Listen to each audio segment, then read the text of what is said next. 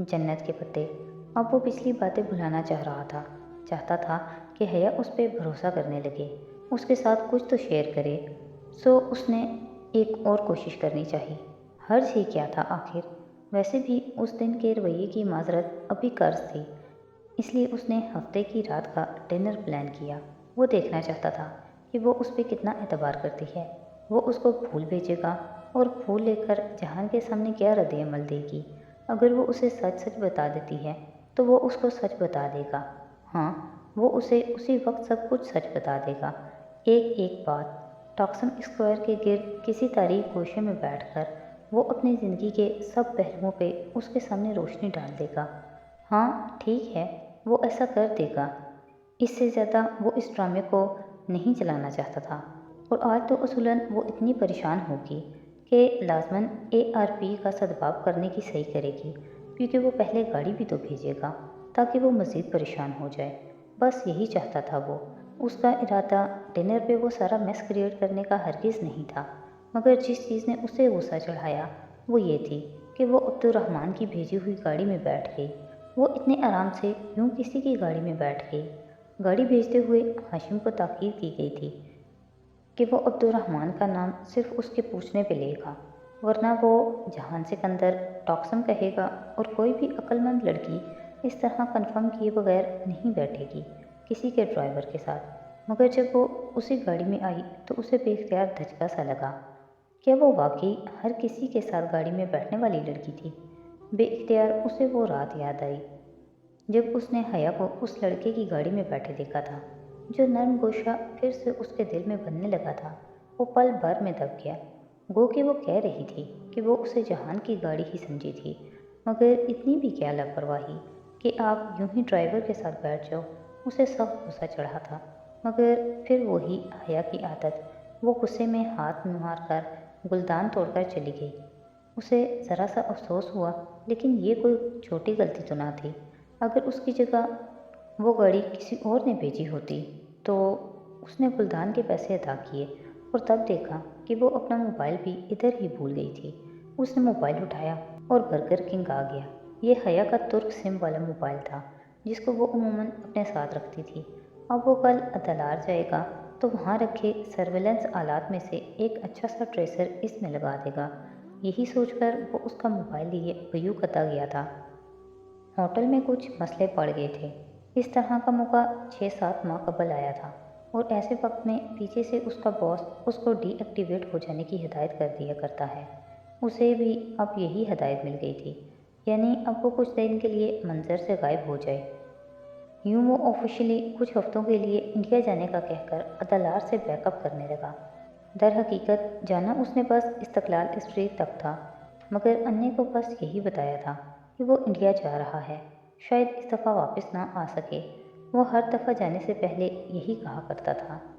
वो नहीं चाहता था कि अगर उसे कुछ हो जाए या वापसी का हुक्म न मिले तो कोई उसकी राह देखता रहे, और फिर दुनिया में तो सब कुछ मुमकिन था।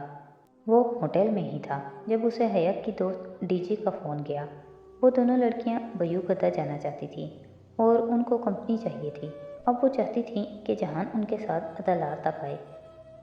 अब वो क्या करे? जहान सिकंदर तो पिछले 3 बरस से अदलार नहीं गया था।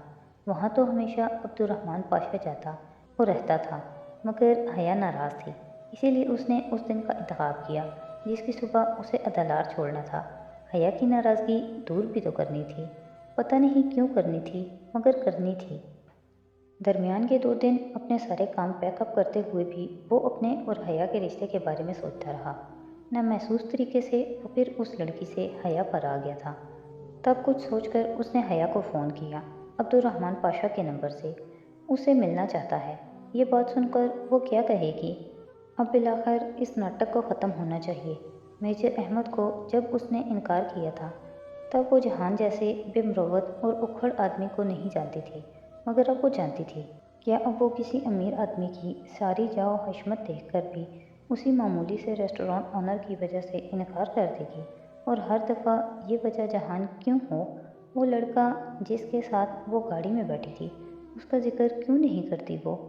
वो इंसानों से इतना बेएतबार और मशकूक हो चुका था کہ اتنا سب کچھ ہو جانے کے باوجود اس کا دماغ یہ بات ماننے کو تیار نہیں تھا کہ وہ لڑکی اس جیسے آدمی کے ساتھ رشتہ رکھنا چاہتی ہوگی۔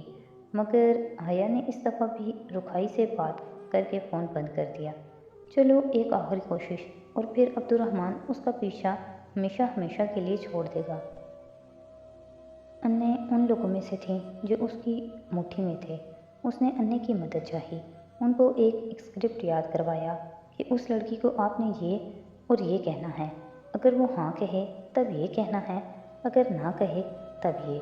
انّے کو اس نے یہ بتایا تھا کہ وہ اس لڑکی کو پسند کرتا ہے، مگر وہ کسی اور کو پسند کرتی ہے۔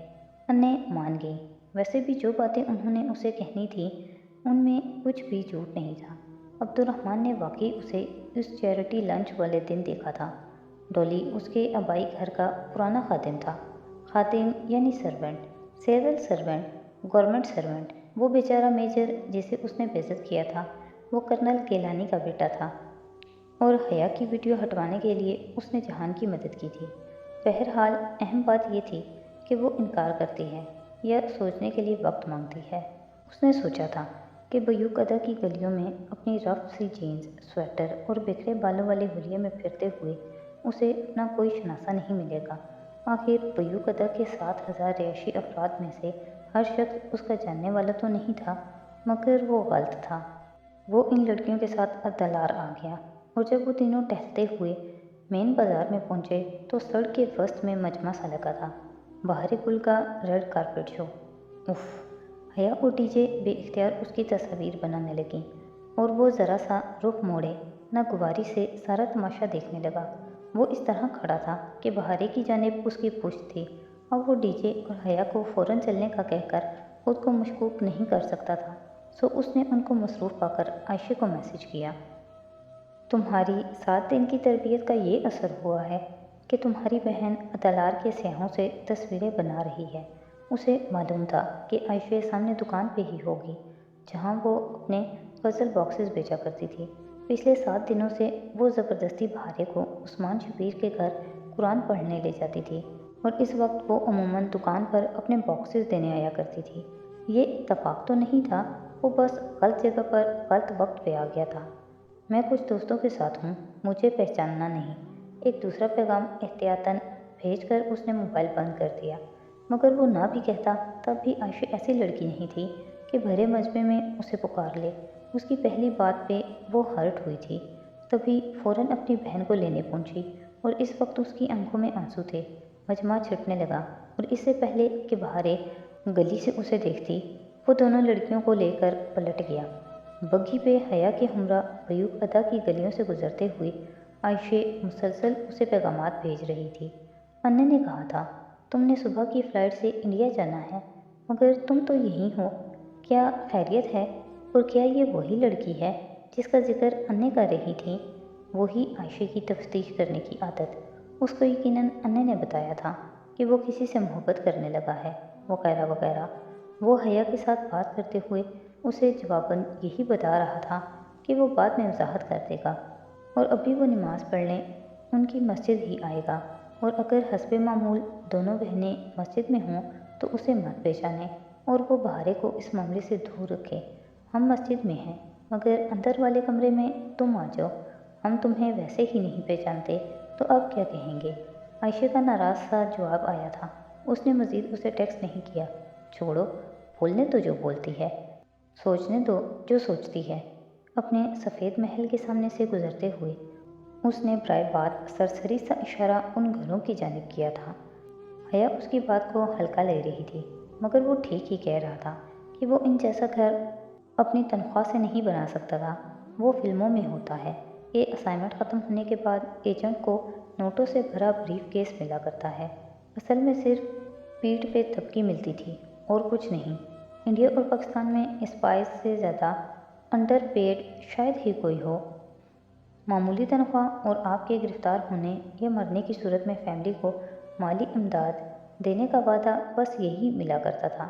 بعد میں جب ایجنسی سے تبادلہ ہو کر واپس فوج میں چلا جائے گا، اور اگر اس مستقل سر درد نے کوئی بڑا مسئلہ پیدا نہ کیا تو ترقی ملنے کے بعد شاید وہ غریب آدمی نہ رہے، لیکن ابھی وہ غریب آدمی ہی تھا۔ مسجد سے نکلتے ہوئے حیا نے پوچھا کہ اس نے دعا میں کیا مانگا، تو اس نے کہا اس نے زندگی مانگی، اور وہ ٹھیک ہی کہہ رہا تھا۔ زندگی وہ ہمیشہ مانگا کرتا تھا، مگر ابھی اس نے یہی مانگا تھا کہ تھوڑی دیر بعد اس کی بیوی ایک امیر آدمی کا عالیشان محل دیکھنے کے بعد اپنے غریب شوہر کو چھوڑنے کا نہ سوچے۔ اپنوں کا کوئی ایسا امتحان لیتا ہے بھلا؟ اسے خود پہ افسوس ہوا، مگر یہی تو وہ دیکھنا چاہتا تھا کہ اس کے اپنوں میں سے ہے بھی یا نہیں۔ البتہ اس کی زندگی والی بات نہ سمجھ سکی وہ اس کی پہیلیوں کی زبان نہیں سمجھتی تھی۔ حیا عبرانی زبان کے لفظ ہوا سے نکلا ہے، جو کہ اماں حوا علیہ السلام کا نام تھا۔ ہوا کا معنی ہوتا ہے زندگی، سو حیا کا بھی یہی معنی ہے۔ اسی لیے عربی میں حیا کا لفظی معنی تر و تازگی و شادابی کہا جاتا ہے، کیونکہ یہ دونوں چیزیں زندگی کی علامت ہوتی ہیں۔ اسی سے لفظ حیا اور اللہ تعالیٰ کی صفت الحی ہمیشہ زندہ رہنے والا ہے۔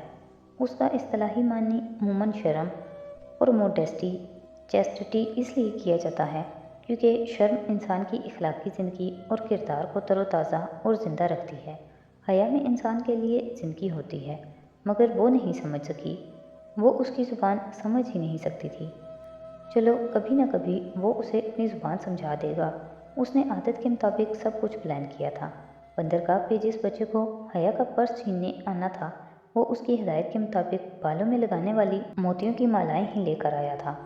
جس واحد چیز کے لیے وہ رکے گی، وہ اس کے بالوں کی خوبصورتی میں اضافہ کرنے والی کوئی چیز ہونی چاہیے تھی، اور جتنی جلدی رد عمل ظاہر کرنے والی وہ لڑکی تھی، وہ جانتا تھا وہ اپنے پاسپورٹ اور آئی ڈی کارڈ کے لیے ضرور بھاگے گی۔ ہاں، اسے اچھی طرح پتہ تھا کہ حیا کے اس گولڈن کلچ میں اس کے کون کون سے کاغذ ہیں۔